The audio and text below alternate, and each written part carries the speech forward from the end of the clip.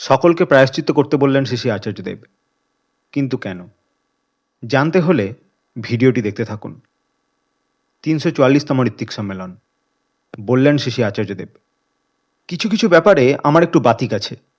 যেমন আমি আমার ব্যবহারের জিনিসপত্র যা কিছু, তার সে জামাকাপড়, জুতো যাই হোক, একটু আধটু খারাপ হয়ে গেলে সেগুলোকে রিফু করে মেরামত করে আবার ব্যবহার করতে থাকি।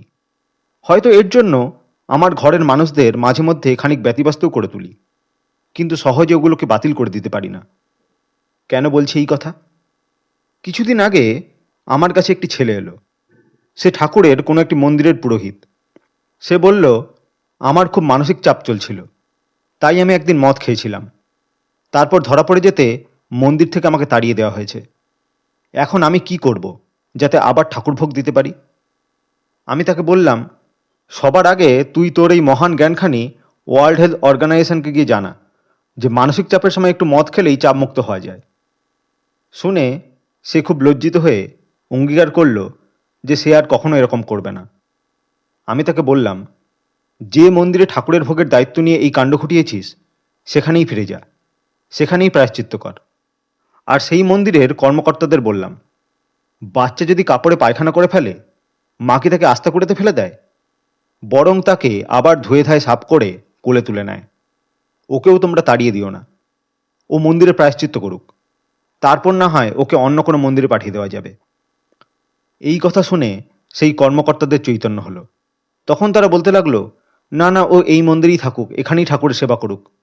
এখন এটা না হয় মানা গেল যে সেই মন্দিরের পুরোহিত একটা গর্হিত কাজ করেছে, কিন্তু সে যে মন্দিরে ছিল সেখানকার গুরু ভাইরা বা অন্যান্য কর্মীরাও, তারাও তো কই এতটুকু খোঁজখবর রাখবার প্রয়োজন বোধ করেননি। সে কেমন আছে, সে ঠিকমতো স্নান আহার করছে কিনা, শরীর ভালো আছে কিনা, কখনো জিজ্ঞাসা করেছেন কি তারা? এতটুকু প্রেম তো তারা সেই পুরোহিতের সঙ্গে করতে পারলেন না, যাতে সে তার মনের বেদনার কথা প্রকাশ করে হালকা হতে পারে। নিরন্তর মানসিক যন্ত্রণা সহ্য করতে না পেরে সে একদিন এরকম একটা কাজ করে বসল। অথচ সে কি একজন বেতনভোগ কর্মচারী মাত্র, যে সেখানকার গুরু ভাইদের, কর্মীদের, কর্মকর্তাদের তার দিকে দেখবার সময় নেই? পুরোহিত তো তার অপরাধ কবুল করল, তার জন্য প্রায়শ্চিত্তও করল, কিন্তু একজন সহকর্মীর প্রতি অন্যদের এই যে ঔদাসীন্য, তার প্রায়শ্চিত্তটা কোথায় হলো? কর্মীদের এই ভুলটাই বারবার হয়।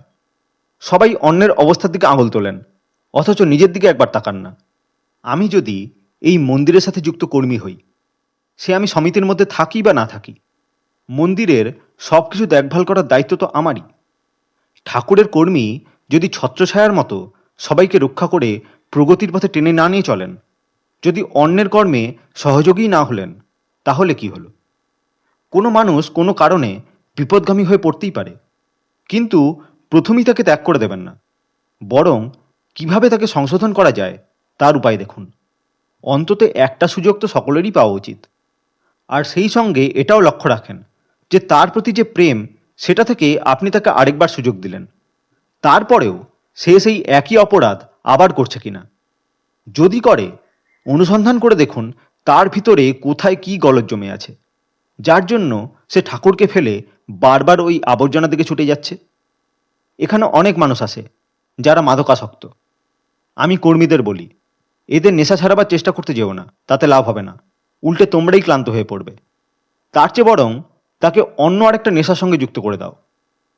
তাকে বলো, তুই নিশ্চয়ই নেশা করবি, কিন্তু আগে আমাদের সঙ্গে দীক্ষাপত্রের কাজে চল, কাজ করে এসে তারপরে নেশা করবি।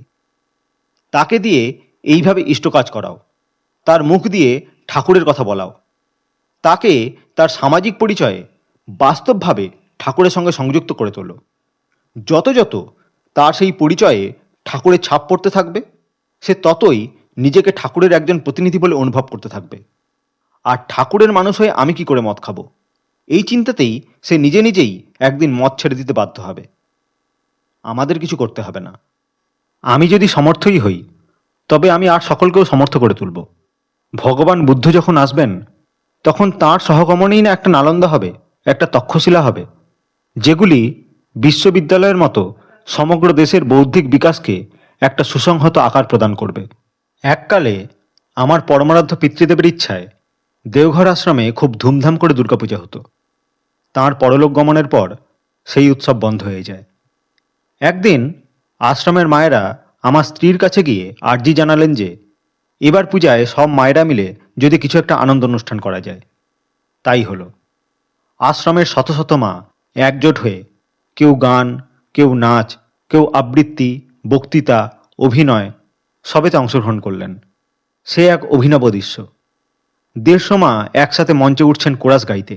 গাইবেন কি? জীবনে প্রথমবার মঞ্চ থেকে দর্শকের ভিড় দেখতে কেমন লাগে তা দেখে তো সকলে আপ্লুত।